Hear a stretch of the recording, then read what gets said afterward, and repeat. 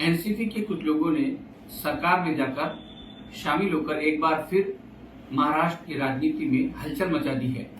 इस बीच जो एनसीपी के जो कार्यकर्ता है, एनसीपी के जो लीडर है जमीनी सतह पर, अब ये लोगों के बीच एक मसला पैदा हो चुका है कि आखिर वो लोग किसको सपोर्ट करें, शरद पवार साहब को या फिर अजित पवार साहब को, जो कि सत्ता के अंदर है। इसी बीच हमने प्रयास किया है कि जो जमीनी स्तर पर जो एनसीपी के जो लीडर, जो एनसीपी के कार्यकर्ता जो काम कर रहे हैं, उनकी क्या राय है और वो क्या जानना चाहते हैं। इस संदर्भ में हमारे साथ एनसीपी के कार्यकर्ता या एनसीपी के लीडर अब्दुल अजीज साहब है। हम उन्हीं से जानना चाहेंगे कि वो इस पूरे घटनाक्रम को किस तरह से देखते हैं। वो उनका सत्ता में जाना, सत्ता के साथ में रहना, उनका एक अपना विचार है। वो सत्ता के साथ में गए और बाकी लोग भी उनके साथ में गए। जो जिस तरह से जैसे जब इलेक्शन होते हैं, आप लोग कैंपेनिंग करते हैं, तो अब ये माना जाता है कि भाई आप लोग सेकुलरिज्म की दुहाई देते हैं, आप बीजेपी या फिर बीजेपी की जो साथ वाली पार्टियां हैं उनको आप कहीं न कहीं सेकुलरिज्म के विरुद्ध बताते हैं। तो अब सत्ता इलेक्शन के दौरान इस तरह की बातें करना और फिर लीडरों का इस तरह उन्हीं लोगों के साथ जाकर सत्ता में शामिल हो जाना, आपको नहीं लगता कि इससे जो आपका वोटर है उसमें नाराजगी पैदा होगी? हाँ, वोटरों में तो नाराजगी पैदा होगी। अब जो लोग गए उनको तो जो वोटर है वो पब्लिक है, तो उनको तो चुनाव के समय वो पब्लिक ने उनको वो बताना चाहिए कि बीजेपी के साथ में किस तरह का गए।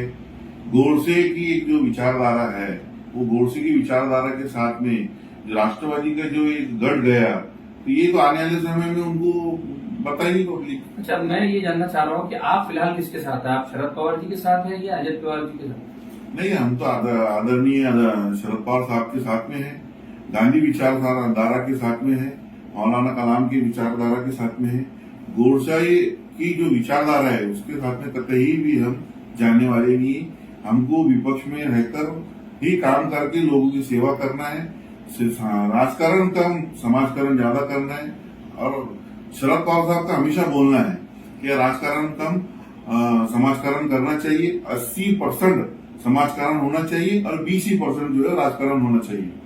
अच्छा, मैं ये जानना चाह रहा हूँ कि अकोला के स्तर पर, अकोला में जो राष्ट्रवादी के बहुत सारे लीडर्स और जो यहाँ के कार्यकर्ता या लीडर्स जो है, तो वो भी अजित पवार साहब के साथ गए हैं। तो अब यहाँ के वोटरों को उनके संदर्भ में आप क्या कहना चाहेंगे कि जो वोटर जिन लोगों ने उन पर विश्वास किया है, उन्हें कितना विश्वास उन पर रखना चाहिए? आने वाले समय में अब तो उनको वोटर जो है उन्होंने देखना चाहिए कि बीजेपी को किस तरीके से ये लोगों ने खुल्लम खल्ला कोई संविधान को ना देखते हुए एक सेकुलर पार्टी के अंदर चिन्हों पे चुनकर आए हुए और उनके साथ में गए।